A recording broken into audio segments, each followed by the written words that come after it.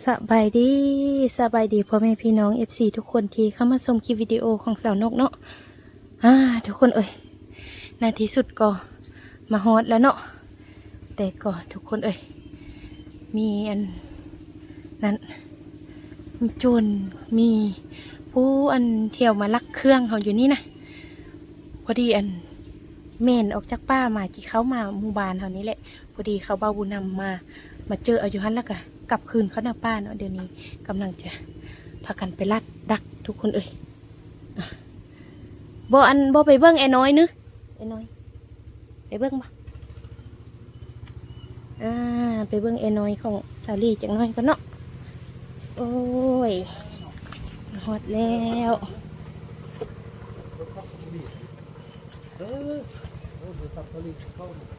โทรศัพท์สาลีกับไอ้เฟื่องอยู่อันนั้นอยู่เฮือนก็อันนี้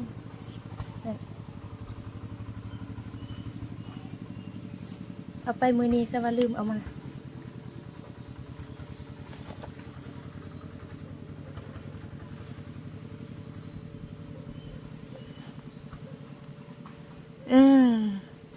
เป็นสะได้นกอันดินมันพบเนี่ยเลยนกเป็นวัดได้เหรอนกเซออันถ้าพิษปักก่อนบ่แม่นว่าขี้แท้ขี้ในทุกคนเพราะว่าถ้านกเป็นวัดดินพบอยู่นี่ดิน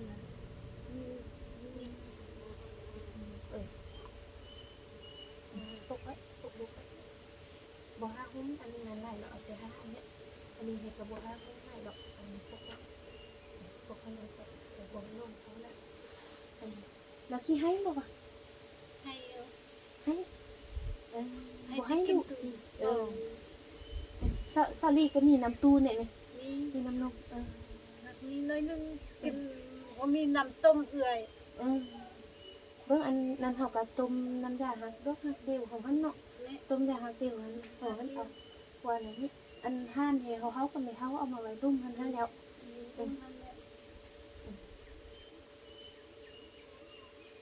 ยักยักอันนั้นอยู่แต่ว่านกเป็นไข้เป็นหวัดแล้วยันไอ้น้อยติดนำได้นี่เบิ่งนกช่วงนกซอยเด้อ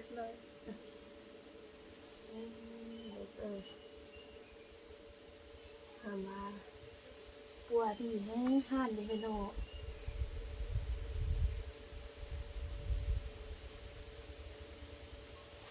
เด็กคันมันเป็นวันนั้นเช้าดีกันบ่ต้องอันว่าลูกเด้อบ่ต้องสั่งลูกเด้อไปช่างลูกมันเป็นลูกเฮาเด้ลูกเฮามันเป็นซะได้เฮาก็ได้เบิ่งเอาเด้อมันผิวดีกระลูกเขามันขี้ลายกระลูกเขาผิวงามกระลูกเขาหนึ่งกระลูกเขาไม่มีก็เป็นไข่เอาไข่ลายมือแล้วนกเฮลเอายาให้กินกับบ่เศร้าแล้วมื้อนี้เราอันนกปะให้อันกินยาหันห้างจักยาอันเม็ดหันแล้วนกมาต้มยาพื้นเมืองนี่ให้นี่กินข้าวกินชั่วโมงเนี่ยเวลานกกับอันนั้นเอาของกินมาให้เขาไม่เขาก็มานอนอยู่หึ่งหันนอนอยู่หึ่งหันแล้วก็เอาอันนั้นมาให้ของกินมาส่งได้สาลีกินข้าวแล้วนี่กินแล้วเรากินมาติดพุ่มจากนั้นถ้าเรื่องต่อไอต่อนั้นเฮ็ดอันนั้นมากกว่าไล่เบิ่งอันจูนกับสาลีก็เห็นเลยบ่เห็นตีเด็ดน้อยสองคนว่าเห็นมันเล็กเขาไปเปล่าอันพอดีนกก็ได้ยินเสียงรถมาหันได้เนาะเรานกลงดังจอกอยู่นี่พอดีเห็นปุกโคกมาอันนกขึ้นขี้ยานอยู่เป็นรถไอ้นำเด้อป่ะมาเร็วเห็นรถเล็กเขาไปนั่งเลยเขาไปนู่นเลยเล็กไปนั่งนี่ถ้าเบิ่งเขาไปเบิ่งมันเนี่ยเขาไปนั่งไปนั่งดูแล้วสาลีมันก็เจ็บหัวบ่อย่างไรเจ็บเศร้าแล้วเจ็บเศร้าแล้วเจ็บเศร้าเบิ่งขันท้าว่าแล้วอันยานั้นยาสูบเด้อปดเอาตรงสูบปดไว้ขันเฮาอัน อยากซุปยากอะเบิ่งอันจักหน่อยนกเปิดหาเบิ่งเขาอันที่เฮ็ดก็ได้เนาะต้มเนาะต้มน้ำนี่หยังนะต้มน้ำต้มหยังเขาอยากซุปยากเขาก็กินน้ำฮอนนั่นซะ น้ำน้ำเช้า อยากกินอันอยากซุปยามากิน เขา น้ำฮอ ว่าน ซะ เขามาจนตัวนี้โง่อื่นมันไปเช้านี่เอาลูกบักไอ้ยงหันว่าเห็นยิบเข้าไปบนเนื้อหัน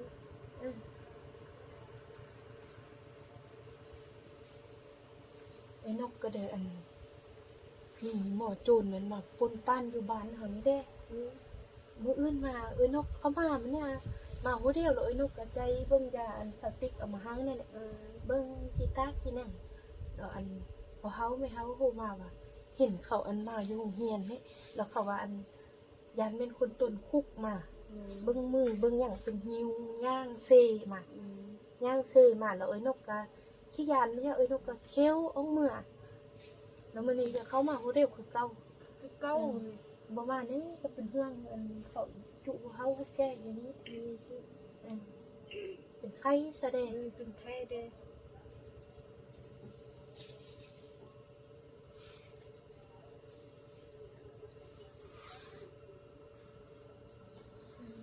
มันหนัก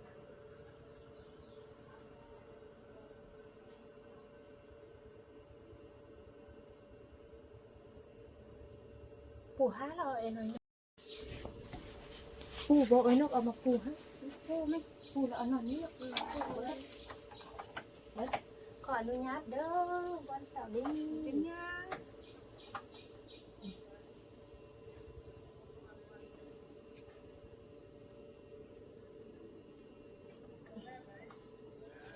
เอาหน่อยนี้ก็ได้นี่เนาะ ด้วยมาแล้วจูนมาแล้ว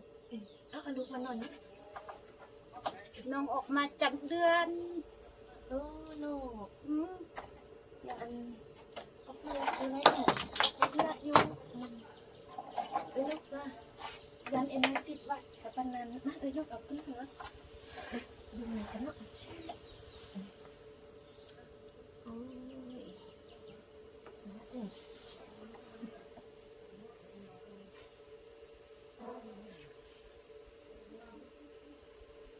เด้อเด้อ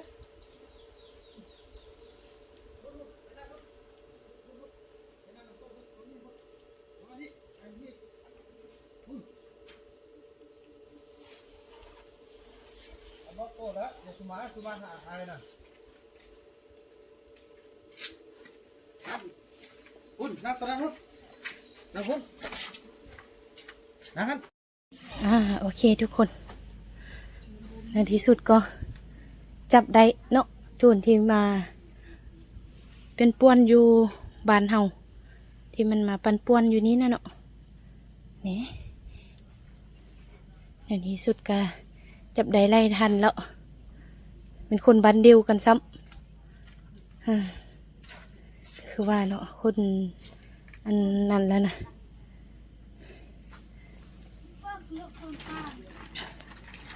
เอาเดี๋ยวสาวนกก็จะได้ขออนุญาตจบคลิปกันเพียงเท่านี้ก็เนาะแล้วพบกันใหม่ในคลิปต่อไปสำหรับคลิปนี้สาวนกขอกล่าวคำว่าสบายดี